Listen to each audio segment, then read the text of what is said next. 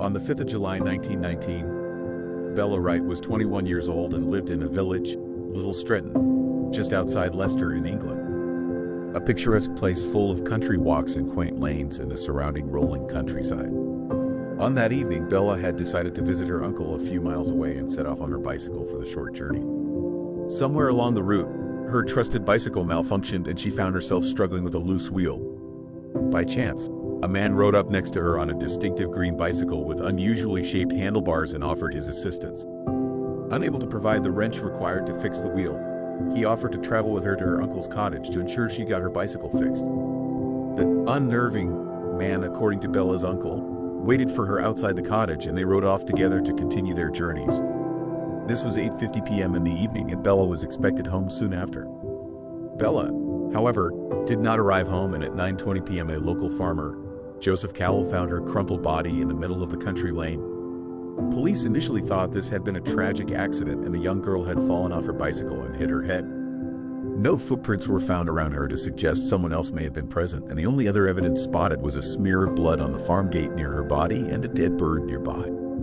Such a crime scene today would have no doubt yielded many clues through forensic science and preservation of evidence, but this was 1919.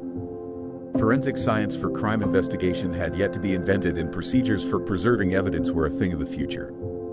In 1919, police officers arrived at the location, had a close look while no doubt trampling over the scene with their heavy police-issue boots, picked up anything they thought might be relevant, and left. The advancements in forensic science and crime scene investigation were still in their infancy. An eager police constable by the name of Alfred Hall was curious about this mysterious death and decided to return to the scene the next morning to have another look. Searching the ground where Bella Wright's body was found, he discovered a bullet just underneath the top layer of soil. Convinced this was connected to her death, he raced to the mortuary. There, he discovered a gunshot wound on the left side of her head. This was no accident, he declared. This was murder. After reviewing her movements that evening and gaining knowledge of her meeting with the mysterious man on the green bicycle, police theorized she had for some reason tried to flee from him that night, taking a narrow road in an attempt to make it home safe. They thought the man had taken a different route to cut her off, meeting her at the farm gate. He had then shot Bella Wright dead and fled the scene. The hunt began for the mystery man on the green bicycle. Wanted posters were issued for an average height, dark-haired man, aged 30 to 40 years, in an attempt to identify him. Alerts were also put out for the distinctive bicycle he was riding that night in the hope it would lead them to their main suspect. For 7 months, no leads were found and the case was beginning to look like it would remain unsolved. Through a stroke of luck, in February 1920, a boat pulling coal up the River Soar in Leicestershire snagged its tow line on an object underneath the water's surface. This object turned out to be the handlebars of the elusive green bicycle the police had been searching for. The remainder of the bicycle was also found, and a local laborer came forward to say he had witnessed a man throwing both parts into the river some days earlier. Despite clear attempts to remove the serial numbers on the metal, enough remained for police to identify the owner through purchase records as 34-year-old Ronald Light. Ronald Light was arrested on the 4th of March 1920, and it was quickly determined he did indeed match the description of the mysterious man with Bella Wright on the evening of her death.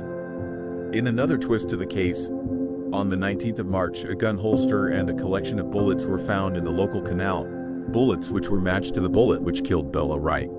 Ronald Light, upon questioning, admitted he met Bella on that country lane and assisted her with her bicycle, accompanying her to her uncle's cottage. However, he claims after they rode off together he headed off towards Leicester while Bella continued on her way home. Ronald Light insists he left Bella Wright in good health on that evening. Ronald Light was a former schoolteacher and soldier with a checkered past. He had been fired from a number of positions, including a railroad worker and a farmhand, for inappropriate behavior and a seemingly unhealthy interest in fire after setting light to an office and a block of haystacks. He joined the army during World War I but was dishonorably discharged for reasons unknown. He re-enlisted soon after as a private but came home after suffering shell shock. At the time of the murder, he was working as a maths teacher at a local school. There have also been varied reports of inappropriate behavior towards young girls, although no charges were ever brought against him.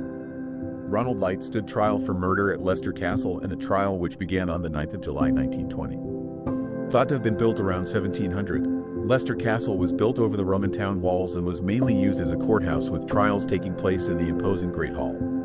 His defense was led by Sir Edward Marshall Hall, a successful barrister who was known as the Great Defender. Much like the renowned defense attorney Clarence Darrow in the trial of Leopold and Loeb in 1924, Hall mounted an excellent defense. He cleverly managed to throw serious doubt on the idea that Ronald Light was the man responsible for the murder of Bella Wright. Although his client openly admitted the gun holster, bullets, and bicycle were his, he adamantly denied the killing. Hall claimed the bullet which killed Bella could have come from a firing of a gun from some distance away, using the dead bird found near the scene as a possible reason, and, he said, it could not be said with any certainty it came from Ronald Light.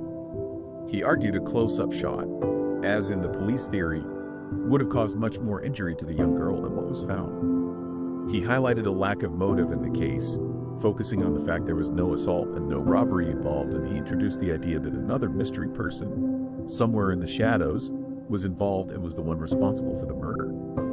He also placed much emphasis on the fact that no one saw Ronald Light on that road with Bella at the time of the murder and therefore could not prove he was the murderer. The jury were mightily impressed with the defense put forward by Edward Marshall Hall, and they acquitted Ronald Light of all charges on the 12th of June 1920. With the only suspect in the case acquitted and declared innocent, the family of Bella Wright and the people of Little Stretton were left scratching their heads. Was it really an accidental shooting from afar, or was Ronald Light really the killer? Those mysterious 30 minutes on the 5th of July 1919 became the most talked about period of time in local history. Records indicate that while Bella's murder was puzzled over, Ronald Light left the area, got married, and changed his name. He was never recalled for the murder, and he died in Kent in 1975, age 89. In amongst the records of this case lies a note allegedly penned by Superintendent Levi Boley 3 days after Light's acquittal for murder. It states that he got on well with Light when he was being held in prison before the trial, and they had a good friendly relationship. It claims Light asked him to keep this information to himself, and if he did not, Light would lie and claim he never said anything. Light, the note claims, then went on to confess to the murder of Bella Wright. I did shoot the girl, but it was completely accidental. We were riding quietly along. I had my revolver in my raincoat pocket and we dismounted for her to look at it. I had no idea there was a loaded cartridge in it. Her hand was out to take it when it went off. She fell and never stirred. I was frightened and altogether unnerved, and I got on my bicycle and rode away. Most believe this note is not authentic, and if indeed this confession was made to a superintendent in the police while awaiting trial, such superintendent would have reported it sooner. Other theories are that it was planted in amongst the evidence files to make the case more interesting, or possibly as a strange kind of joke. This is a case that has fascinated and puzzled people in equal measure. In April 2013, 6 third-year performing arts students from De Montfort University in Leicester recreated the trial of Ronald Light in the same courtroom at Leicester Castle. They undertook time-consuming research of the actual court transcripts to make their reenactment as accurate as possible. Their performance was open to the public, who could go to the same courtroom where the trial was held and watch the events unfold. His theory on what happened that night is that Light did indeed murder Bella Wright, and it was a crime of opportunity. With an interesting past of inappropriate behavior towards women, Bella may have picked up on something not quite right with the gentleman so eager to help her out, panicked, and tried to flee. He cuts her off, emerging from the hedge when she least expects it, and she falls off her bicycle. On the ground, she is vulnerable, and Light has all the power. He uses this power and indulges in his fantasy. A clear case of guilt, according to Professor Hughes. Nearly 100 years on, and the case of Bella Wright remains unsolved. 2 books have been written about the events of that night in 1919, both coming to opposite conclusions.